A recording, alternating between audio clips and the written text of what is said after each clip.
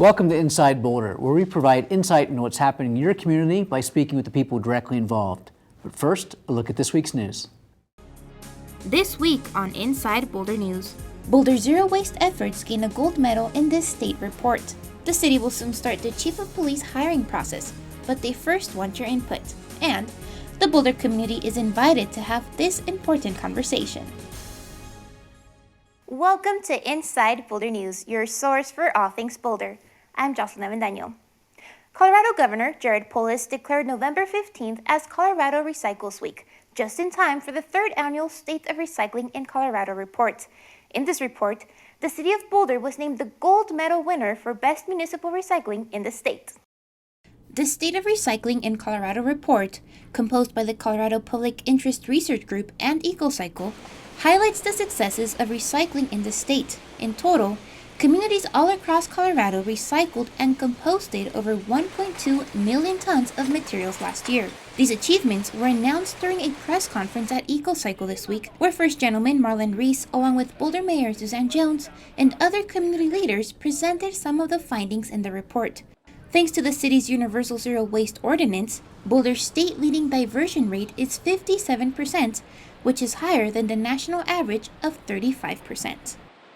We also have a long way to go. Our goal is ultimately 85% or 90% recycling, which is what we consider zero waste. And that amount, that 85 or 90% diversion is by 2025 is our goal. And so we do have a ways to go. We're starting to also look right now at what we should be doing beyond recycling and composting, and how do we continue to make it easier for residents and businesses to sort their waste properly. To take a look at the city's zero waste efforts, please visit zerowasteboulder.com. More information on the State of Recycling report in Colorado can be found on the city's newsroom. And on the topic of climate, this week the City of Boulder's Climate Initiatives Department held a public visioning workshop where attendees got the chance to learn about developing a circular economy in Boulder and co-creating a vision for the city. We spoke to Jamie Harkin, Sustainability Coordinator, to learn more. The Climate Mobilization Action Plan, which was recently kicked off, is a community effort to come up with a new climate strategy in response to the accelerating impact of climate change. This week, the city's Climate Initiatives team held an engagement event to get the public's thoughts on the city's circular economy. We are looking what comes after just recycling and composting. How do we actually transform our local economy to be truly circular? And what that means is keeping materials in circulation as long as possible and designing waste out of the system so it's easy for everyone in town to make the right choice with the lowest impact on our planet. Over 80 community members attended the workshop. Here, they were presented with the study results the city's consultants have been working on.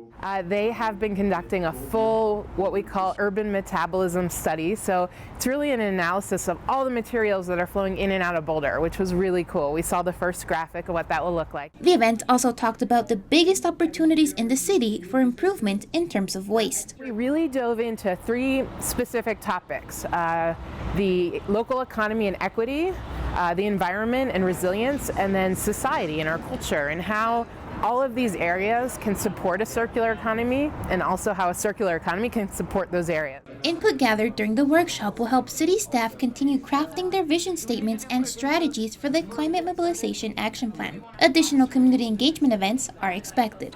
The really beginning stages of the Climate Mobilization Action Plan process. This whole plan is really centered around our community. We're not just writing it ourselves, so the whole process will be throughout this year, throughout next year. For more information on the visioning workshop and the Climate Mobilization Action Plan, please visit bouldercolorado.gov/climate.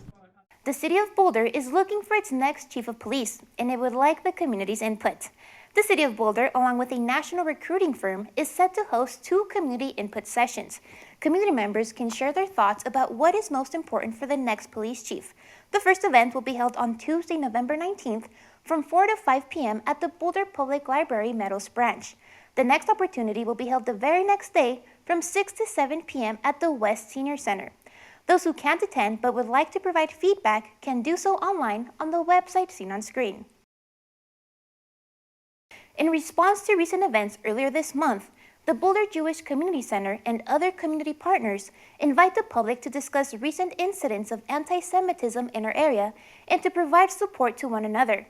We sat down with Boulder JCC's Executive Director, Jonathan Lev, to get an insight into this weekend's events.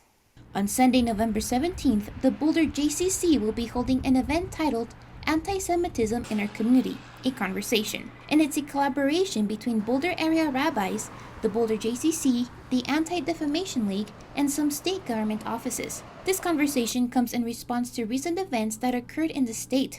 The event will feature local rabbis, as well as members from the DA and the Attorney General's office. The initiative Clean Speech Colorado will be presented as well, a month-long initiative dedicated to mindful speech for the betterment of mankind. We want to be a place where we can be a representative of what's possible in Boulder. And I want to make sure that everyone feels comfortable when walking through our doors, but not just here, everywhere in Boulder County. We want to make sure that that's possible. And by being an example, hopefully we can change a regional and a state and a national level of what's possible. Everybody is welcome to attend. The event will be held on Sunday, November 17th from 6:30 to 8:30 p.m. at the Boulder JCC. To register, please visit boulderjcc.com. Thank you so much for joining us on this week's edition of Inside Boulder News. If you have pictures, news tips, or events you'd like to see featured, we love to hear from you. Connect with us on Facebook and Twitter. You can also sign up to receive video updates right in your inbox. Just go to boulderchannel8.com and click on subscribe. And be sure to check out the city's online newsroom for the latest city news. Have a good week.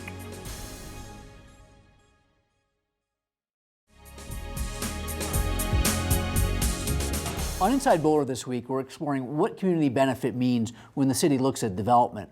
Then we'll be digging into Boulder's new municipal law related to bias-motivated crimes. We'll be right back with more Inside Boulder.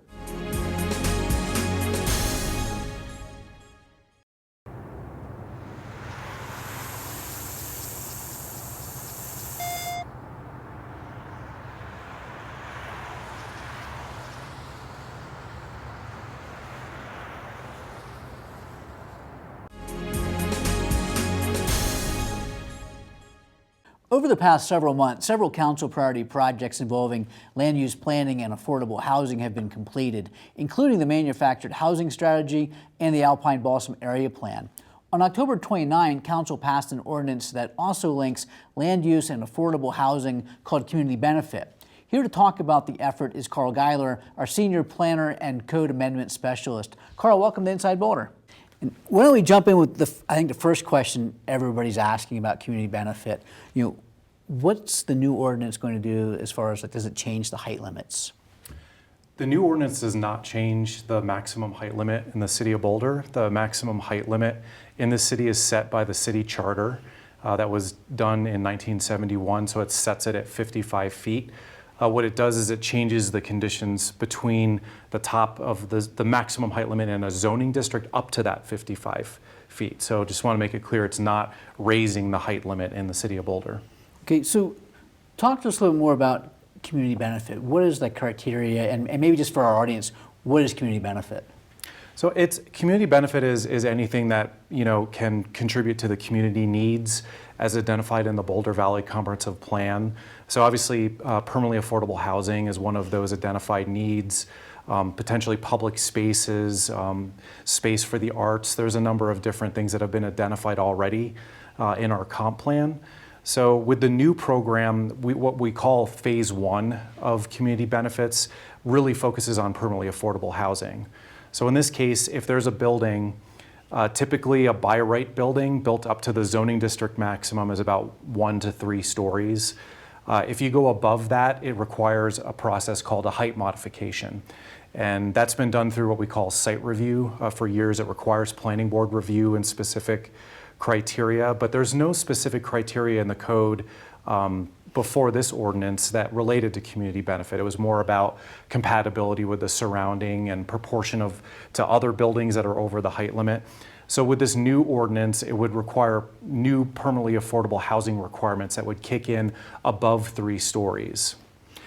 So what were some of the things that went into developing this criteria?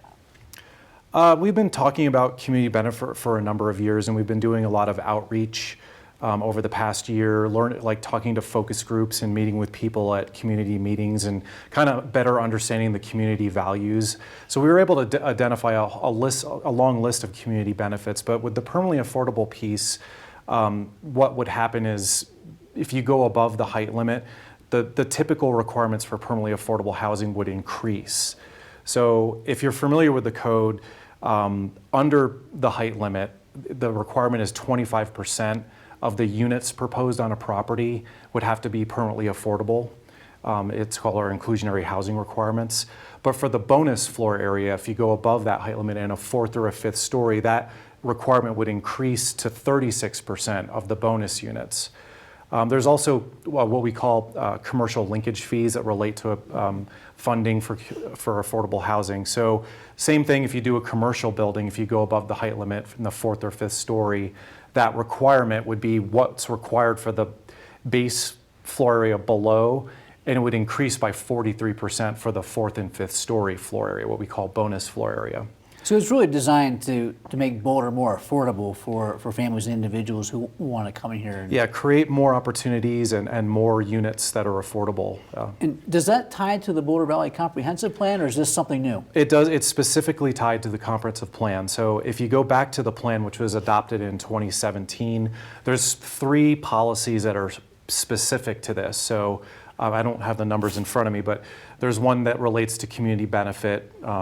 And there's one that relates to building height, and there's one that relates to permanently affordable housing. And it all talks about if a project is adding intensity or density or height, that the expectation is that there be some sort of community benefit with a focus on permanently affordable housing. Okay, and I understand there's going to be a phase 2 of this. That's right. When does that start, and what does it entail? Phase 2 is already underway. We've already identified a number of the other community benefits that I spoke of, like below market rate commercial, space for the arts, transportation improvements are all identified.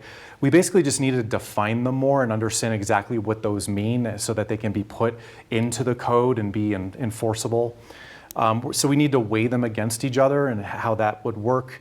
There needs to be more economic analysis on how that would work. There needs to be more legal analysis of how that would work, and also community outreach. So there'll be a lot of community input, I assume, that's going to inform how that. Right, and that goes into the year 2020, where we're looking to check in with council on early 2020 to kind of get their priority on projects and then move forward with these definitions. We're hoping that phase 2 can be completed either by the end of 2020 or first quarter of 2021.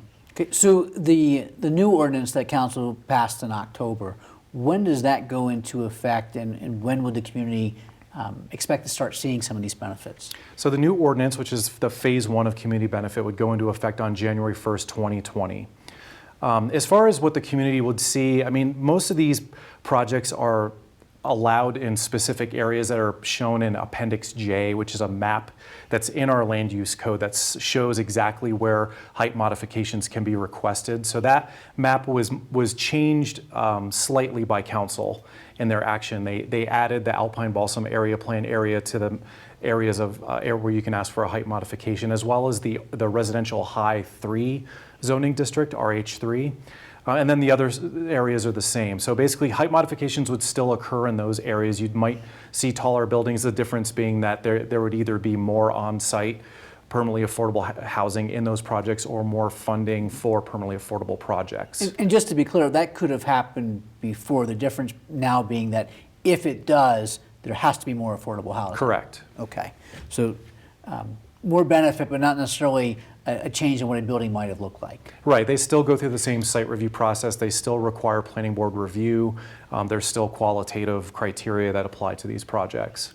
Carl, thanks for joining us to talk about the community benefit, and we'll be right back with more Inside Boulder.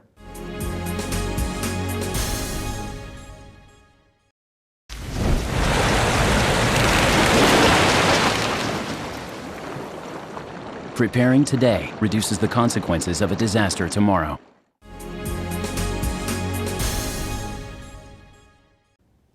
As part of the city's efforts to ensure that Boulder is a welcoming and inclusive community, Boulder has updated its municipal code to enhance sentencing for bias-motivated crimes. Some of those updates include mixed motive hate crimes, religious expression, and increasing potential sentencing from 90 days to 364 days in jail. Joining us to explain what the bias-motivated crime ordinance means are Human Relations Chair Nikhil Mankakar and Boulder District Attorney Michael Doherty. Thank you both for joining us today.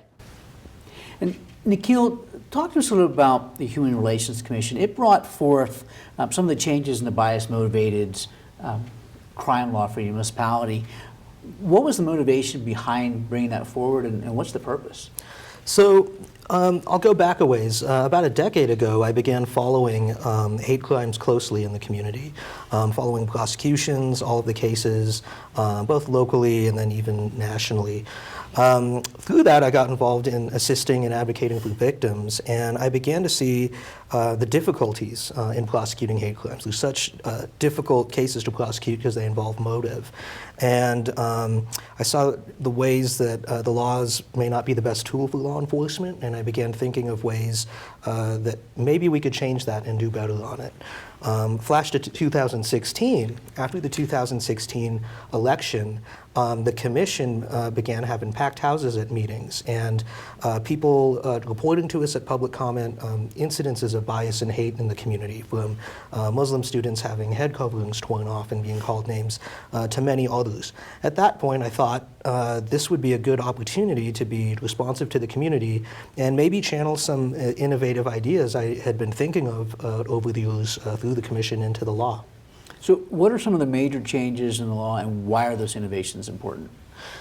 So two major changes to the bias-motivated hate crimes law in the city are coverage for mixed motive hate crimes and coverage for religious expression. So one, on mixed motive hate crimes, an example of that would be, say, two people out drinking in a bar, bump into each other, someone spills a drink on someone, they get into a dispute, it escalates, and someone calls the other one racial epithets, and they get into a fight. With the mixed motive protections, we now address the ability of what used to be the ease with which defense attorneys could cause confusion in those cases and say, well, they didn't mean it that way, or it was about the spilled drink and it wasn't a racist incident. Now with the mixed motive protections, we have coverage in the law for regardless of any other motive. You can prosecute those as hate crimes now, and it makes it, it gives it clarity to judges and to prosecutors in those cases. So that's a huge one, because you can imagine those kinds of incidents happen a lot, where they escalate from something else into a hate crime. The second component is religious expression, which we also gave a definition of that names specific forms of religious expression practiced by minority religions. Now, this is something new that is not contained in a lot of hate crime laws as well. And we named things like head coverings of all kinds. So that would apply to yarmulkes, turbans, and headscarves worn by Muslims. We also covered uncut and unshorn hairs. So for Sikhs or Hasidic Jews, it would apply to them. So including these innovations in the law, they're so important, because we're really giving law enforcement a better tool to prosecute hate crimes and hold people accountable.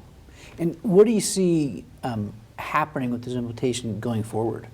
A couple of things. I think we can do better trainings for law enforcement with these laws, and then also get trainings out into the community on allyship and how to not be bystanders. But I think Michael's in a better position to talk about some of the things he's doing with law enforcement training.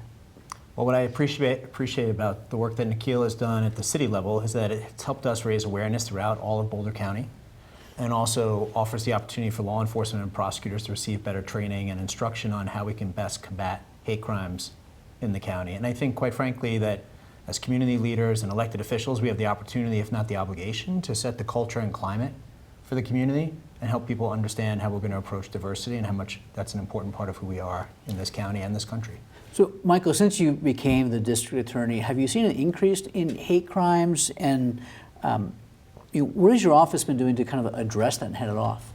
So since 2016, nationwide, there's been an increase in hate crimes. Boulder's not immune from those challenges either, and we've certainly seen increasing hate speech and hate crimes committed within Boulder County. So when I became district attorney last year, we launched the Bias and Hate Crimes Initiative. I worked closely with Nikhil on that as well. And what we did in conjunction with law enforcement and other groups such as Out Boulder and the LGBTQ community is set up a bias and hate crimes hotline, and I have the handout and the number here. The purpose of this, if someone's victimized or is aware of a hate crime and they're uncertain or uncomfortable in contacting law enforcement, they can contact the district attorney's office directly. We also started offering enhanced trainings for law enforcement and for prosecutors and connecting with community groups to make sure we're reaching out to affected groups and that we're using the best possible approach in responding to hate crimes. Because I think as a county, as a district attorney's office, we're doing a good job with the cases that are reported to us.